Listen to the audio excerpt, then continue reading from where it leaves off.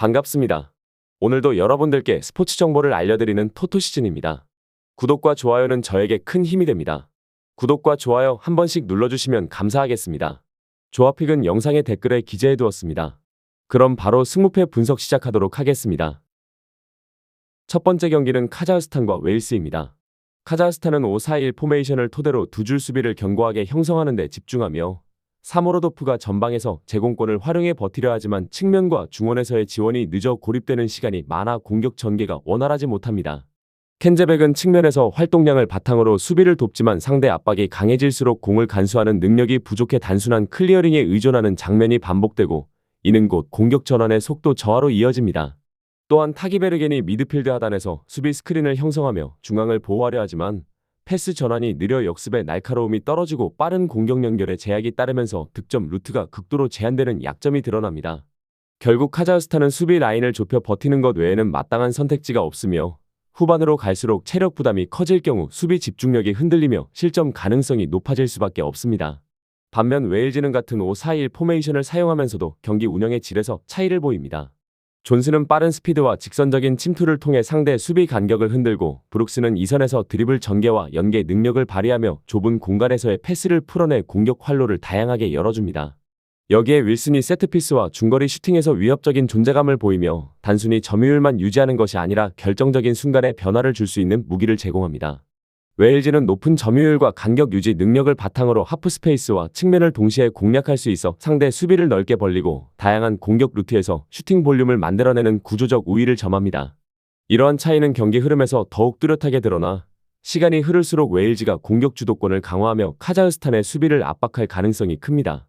특히 세트피스 상황에서는 윌슨의 정교한 킥이 변수가 되어 웨일즈의 득점 확률을 크게 높일 전망이며 경기 전반적으로 전력 차이가 점유율, 슈팅, 득점 기대치에서 모두 반영될 가능성이 높습니다. 웨일즈의 승리와 오버를 추천드리는 경기입니다. 두 번째 경기는 사우디와 북마케도니아입니다. 사우디아라비아는 4-3-3 포메이션을 기반으로 알브라이칸을 겨냥한 하이볼과 포스트 플레이를 중심에 두고 전개합니다. 알셰흐르는 박스 안에서 한 박자 빠른 마무리 능력을 지녔지만 측면 연계가 단조로워 예측 가능성이 크며 상대 수비에 읽히기 쉽습니다.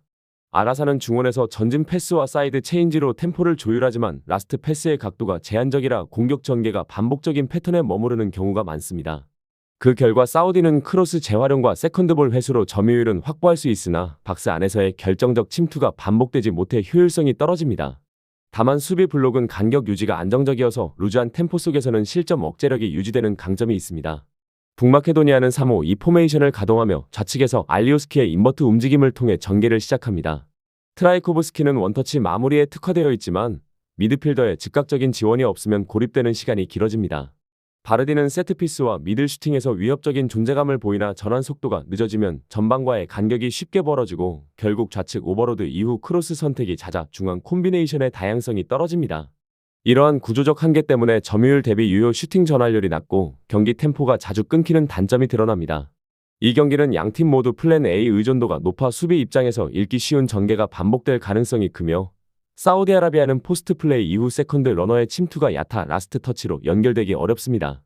북마케도니아 역시 좌측 편중이 심해 반대 전환 타이밍이 늦고 중앙 침투가 막히면 크로스 남발로 귀결되는 패턴이 반복됩니다. 따라서 경기 전체의 템포는 늘어지고 파울 유도와 세트피스 외에는 득점 기대값이 낮게 형성될 가능성이 높으며 후반 교체 카드 역시 변주가 제한적이라 경기 균형이 길게 이어질 여지가 큽니다. 무승부와 언더를 추천드리는 경기입니다. 세 번째 경기는 노르웨이와 핀란드입니다. 노르웨이는 전방 공격수가 단순히 피니시 능력에 머물지 않고 상대 수비 라인을 강제로 끌어내며 박스 안 공간을 창출하는 힘을 갖추고 있습니다. 측면과 하프 스페이스를 동시에 공략하는 움직임은 핀란드의 수비 블록을 수평으로 흔들고 후방에서 올라오는 전환 패스를 받을 수 있는 기반을 마련합니다. 중원의 플레이메이커는 템포 조율과 스루 패스 타이밍에서 강점을 보이며 페널티 박스 외곽에서 창의적인 연계까지 가담해 공격 다양성을 확보합니다. 또한 역습 전환 속도가 빠르고 세컨드볼 회수 집중력이 높아 짧은 시간 안에 슈팅으로 연결되는 구조를 갖추고 있으며 세트피스 상황에서도 제공권에서 밀리지 않아 오픈플레이뿐 아니라 다양한 득점 루트가 살아있는 것이 특징입니다.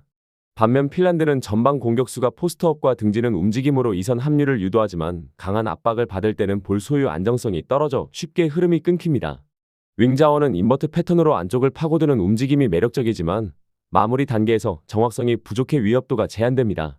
중원의 핵심 미드필더는 전개 첫 패스를 안정적으로 풀어나가지만 넓어진 간격을 동시에 커버하는 데는 한계가 있으며 양쪽 윙백은 공격 가담에 적극적이지만 볼을 잃는 순간 리커버리가 늦어 측면 뒷공간이 반복적으로 노출됩니다. 또한 수비 라인이 내려앉는 상황에서는 세컨드 볼 대응이 늦어져 박스 외곽에서 상대 중거리 슈팅을 허용할 가능성이 큽니다. 결국 이 경기는 전환 국면에서의 세컨드 볼과 뒷공간 침투가 핵심이 될 전망입니다. 노르웨이는 플레이메이커의 템포 스위치와 투톱의 하프스페이스 침투가 맞물리면서 핀란드 수비 라인을 지속적으로 흔들 수 있고 코어 구역에서의 빠른 압박 회수는 곧바로 공격 전환으로 이어져 짧은 시간 안에 슈팅까지 연결됩니다. 반대로 핀란드는 윙백의 전진 이후 간격 유지가 흔들리고 뒷공간이 반복적으로 노출되면 결국 실점 위험이 커질 수밖에 없습니다. 따라서 노르웨이는 압박과 전환 능력에서 전술적 우위를 확보하며 세컨드 볼과 컷백 마무리를 통해 득점 기대치를 높일 수 있을 것으로 보입니다. 다만 핀란드가 세트피스와 밀집 수비로 버틴다면 접전 양상은 가능하겠지만 경기 흐름은 홈팀 쪽으로 기울 가능성이 크며 결과적으로 노르웨이의 승리와 오버를 추천드리는 경기입니다. 네 번째 경기는 조지아와 튀르키예입니다. 조지아는 4-3-1-2 포메이션을 토대로 로부자니제가 후방에서 전진 패스를 연결하며 전술의 중심축 역할을 맡고 그의 시야에서 나오는 스루 패스는 곧바로 찬스로 이어지며 공격 전개의 출발점이 됩니다. 메크바비슈빌리는 과감한 드리블과 페네트레이션으로 상대 수비 라인을 단숨에 무너뜨리는 능력을 지녔고 개인 돌파로 경기 흐름을 바꾸는 영향력이 상당합니다. 또한 퀼리탈리아는 좌측 하프스페이스에서의 침투와 날카로운 슈팅으로 보조 득점 루트를 마련해주며 메크바비슈빌리에게 수비가 몰리는 순간 다른 자원들이 자유롭게 공간을 활용할 수 있는 구조가 만들어집니다. 이 때문에 조지아의 공격은 한 명의 스타 플레이어에 국한되지 않고 전방에서 다채로운 옵션이 동시에 살아날 가능성이 큽니다. 반면 튀르키예는 4-2-3-1 포메이션을 기반으로 아크티르콜루가 측면에서 순간적인 속도와 컷인 슈팅으로 위협을 가하며 이을디즈는 중원에서 크리에이티브 패스를 통해 공격 템포를 조율하지만 압박이 강해지면 전개가 느려지는 단점이 있습니다. 퀼러는 젊은 에너지로 전방 압박과 빠른 연계를 시도하지만 순간적인 선택이 단조로워 예측 가능성이 높으며 전체적으로 공격 루트가 측면 돌파와 크로스에 지나치게 의존하는 경향을 보입니다. 만약 이 패턴이 조지아 수비 블록에 읽힌다면 효율은 크게 떨어질 수밖에 없고 전개 속도가 끊길 경우 공격 루트가 반복적으로 막히는 약점이 노출될 가능성이 큽니다. 따라서 이번 경기는 로부자니제와 메크바비슈빌리의 조합이 전술의 핵심으로 작용하며 조지아가 중앙에서 창의성과 템포 싸움에서 우위를 점한다면 자연스럽게 경기 흐름을 주도할 가능성이 높습니다. 특히 메크바비슈빌리에게 수비가 집중되는 순간 반대편에서 예기치 못한 노마크 찬스가 발생해 결정적인 득점으로 이어질 수 있고 이는 홈팀의 화력을 극대화하는 요인이 될 것입니다. 조지아의 승리와 오버를 추천드리는 경기입니다. 다섯 번째 경기는 리투아니아와 몰타입니다.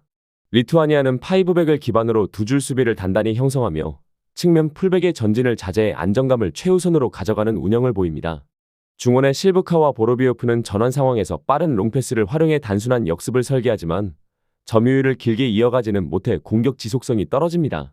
최전방의 파울라우스카스는 타깃 역할을 수행하며 버티는 움직임으로 이선 합류를 돕지만 고립되는 시간이 길어 결정적인 기회를 만드는 데 제약이 많습니다. 결국 공격 전환은 속도감보다는 버티기와 반칙 유도에 무게가 실리며 상대 수비 블록을 흔들어낼 창의성은 제한적입니다. 홈에서도 과감히 나서기보다는 제공권 싸움과 수비 집중력을 강조하는 패턴이 반복됩니다. 반면 몰타는 4-3-3 포메이션을 기초로 하지만 실제 운영에서는 라인을 깊게 내리며 4-5-1 형태로 수비에 치중합니다. 무봉은 역습 시 순간적인 속도로 활로를 열지만 지원이 늦어 득점으로 이어가는 데 어려움이 많습니다. 오버핸들은 중원에서 압박과 커버를 우선하며 롱패스보다는 짧은 연결을 통해 안정적인 빌드업을 선택합니다. 테마는 하프스페이스를 오가며 움직임을 가져가지만 상대의 밀집 수비를 뚫어낼 파괴력은 제한적입니다. 결국 몰타 역시 공격보다는 수비 블록을 두텁게 형성하고 실점 최소화에 초점을 맞추는 운영을 보여줍니다. 이러한 흐름 속에서 양팀은 모두 철저히 수비적인 성향을 바탕으로 경기를 풀어가며 득점 기대치는 낮을 수밖에 없습니다. 리투아니아는 파이브백과 롱볼 역습이라는 단순한 구조를 유지하고 몰타는 선수비 후역습으로 안정적인 운영을 택해 전체 경기는 루즈하고 지지부진한 탐색전 양상으로 이어질 가능성이 큽니다. 결국 세트피스나 단 한 번의 실수 외에는 골이 나오기 어렵고 승부는 무득점 무승부 흐름으로 기울 가능성이 높습니다. 무승부와 언더를 추천드리는 경기입니다. 여섯 번째 경기는 리히텐슈타인과 벨기에입니다. 리히텐슈타인은 3-5-2 포메이션으로 두 줄 블록을 형성해 버티기에 나서지만 전력 자체가 제한적이라 안정적으로 경기를 풀어가기 어렵습니다. 세글람은 최전방에서 몸싸움으로 공을 지켜내며 버티지만 지원이 부족해 단독 플레이에 고립되는 시간이 많고, 루케 노타로는 중원에서 수비 가담과 압박을 병행하나 템포가 느려 빠른 전환 과정에서 뒷공간을 쉽게 내줍니다. 하슬러는 측면에서 활동량으로 간헐적인 역습을 전개하지만 상대 수비의 속도를 넘어서기 어렵고, 결국 전체 라인을 내린 상태에서 공간을 좁히더라도 순간 집중력이 흔들리면 세컨 페이지에서 곧바로 실점으로 연결될 위험이 큽니다. 반면 벨기에는 4-2-3-1 포메이션으로 점유율과 공간 장악을 우선시하며 루카쿠가 제공권과 포스트 플레이를 모두 겸비해 전방에서 득점과 연계의 중심 역할을 맡습니다. 도쿠는 폭발적인 스피드와 드리블 돌파로 하프 스페이스를 흔들며 페널티 박스 근처에서 킬러 본능을 발휘하고, 틸레만스는 후방 빌드업과 전진 패스를 조율해 템포를 상황에 맞게 전환할 수 있는 키 플레이어로 작용합니다. 여기에 교체 자원으로 루케바키오가 대기하며 순간적인 스피드와 침투 타이밍으로 후반에도 공격의 날카로움을 유지할 수 있어 경기 후반에도 흐름을 유지하거나 강화할 수 있는 장점을 지녔습니다. 따라서 이 경기는 객관적인 전력 차이가 경기 내내 뚜렷하게 드러날 가능성이 크며, 리히텐슈타인이 블록을 세워 수비적으로 버티더라도 빠른 전환 대응과 뒷공간 관리의 약점이 결국 드러날 수밖에 없습니다. 반대로 벨기에는 루카쿠의 포스트 플레이, 도쿠의 돌파, 틸레만스의 패스 조율이 삼각축으로 맞물리면서 공격의 다변화를 만들어내고, 후반에는 루케바키오 같은 스피드 조커까지 가세해 공격 속도가 유지될 전망입니다. 결국 리히텐슈타인이 후반으로 갈수록 수비 집중력을 잃으며 다실점 위험에 노출될 가능성이 크고, 벨기에의 일방적인 주도 속의 결과가 굳어질 것으로 보입니다. 벨기에의 승리와 오버를 추천드리는 경기입니다. 7번째 경기는 불가리아와 스페인입니다. 불가리아는 4-2-3-1 포메이션을 바탕으로 홈에서 수비 블록을 형성하며 초반에는 경기 균형을 유지하려 하지만 전체적인 전개 능력이 떨어지는 약점을 지니고 있습니다. 니콜로프는 중원에서 볼 배급을 책임지지만 강한 압박을 받을 경우 탈압박이 원활하지 않아 흐름이 쉽게 끊기고, 페트코프는 측면에서 드리블로 돌파를 시도하지만 크로스의 정확도가 낮아 결정적인 장면으로 연결되지 못합니다. 크라예프는 이선 침투와 세컨볼 경합에서 힘을 보태지만 문전에서 세미람이 부족해 득점 기여도가 제한적이며, 수비 라인을 깊게 내리고 역습을 노리더라도 전환 속도가 느려 찬스를 살리지 못하는 경우가 잦습니다. 결국 불가리아는 홈 이점을 바탕으로 초반은 버틸 수 있겠지만 압박 회피와 전개 속도 부족이 점점 드러나며 경기 주도권을 내줄 가능성이 큽니다. 반면 스페인은 4-3-3 포메이션으로 경기에 나서며 전방부터 조직적인 압박과 높은 점유율을 통해 경기의 주도권을 쥐는 운영을 펼칠 전망입니다. 니코 윌리엄스는 터치라인을 따라 빠르게 돌파하며 컷백으로 박스 안 공격수들에게 양질의 기회를 공급하고, 오야르사발은 문전에서 뛰어난 위치 선정과 마무리 감각으로 득점 루트를 현실화할 수 있는 자원입니다. 페드리는 중원에서 패스 템포와 전환을 매끄럽게 가져가며 팀 전체의 흐름을 안정적으로 조율하고 다양한 공격 루트로 상대 수비를 계속 압박합니다. 특히 스페인의 전방 압박은 불가리아의 빌드업을 끊어내면서 수비 라인을 흔들고, 후반으로 갈수록 체력 차이와 압박 대응의 한계가 더욱 뚜렷하게 드러날 전망입니다. 따라서 이 경기는 스페인이 초반부터 확실히 주도권을 잡으며 다양한 공격 루트로 불가리아의 수비 블록을 공략하고, 후반으로 갈수록 일방적인 흐름이 이어질 가능성이 높습니다. 니코 윌리엄스의 측면 돌파와 오야르사발의 문전 결정력이 연결되며 골이 만들어질 확률이 크고, 페드리의 패스 조율이 전체 템포를 장악하는 가운데 불가리아는 점점 밀려날 수밖에 없습니다. 스페인의 승리와 오버를 추천드리는 경기입니다. 8번째 경기는 슬로바키아와 독일입니다. 슬로바키아는 3-4-3 포메이션을 기반으로 두텁게 라인을 형성하며 버티기에 나서지만 공격 전개와 연계의 완성도에서 뚜렷한 한계를 드러냅니다. 보제닉은 제공권과 몸싸움으로 일선 압박을 시도하지만 이후 전개 속도가 더뎌 흐름이 끊기기 쉽고, 투프타는 측면으로 빠지며 공간을 벌리려 해도 볼 템포가 늦어 상대 수비가 정비될 시간을 주게 됩니다. 두단은 이선에서 전환 패스로 공격 활로를 열려 하지만 강한 압박에 직면하면 세컨드볼 회수에서 밀리며 중원 주도권을 내주기 쉽습니다. 특히 윙백 칸츠코는 측면 수비 전담을 맡아 경기 내내 과부하가 걸리는 구조 속에 놓이는데, 이는 시간이 지날수록 수비 라인이 쉽게 흔들릴 수 있는 약점으로 작용합니다. 반면 독일은 4-2-3-1 포메이션으로 높은 점유율과 전방 압박을 동시에 실행하며 필크루그가 문전에서 제공권과 마무리를 책임지는 정통 스트라이커로 득점의 중심축 역할을 합니다.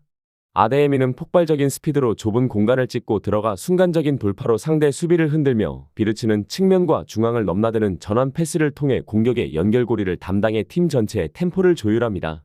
독일은 이 3명을 집중적으로 오른쪽에 배치해 상대 수비를 강제로 쏠리게 한 뒤 반대편의 볼테마드에게 오픈 패스를 전개하는 전형적인 아이솔레이션 전술을 구사합니다.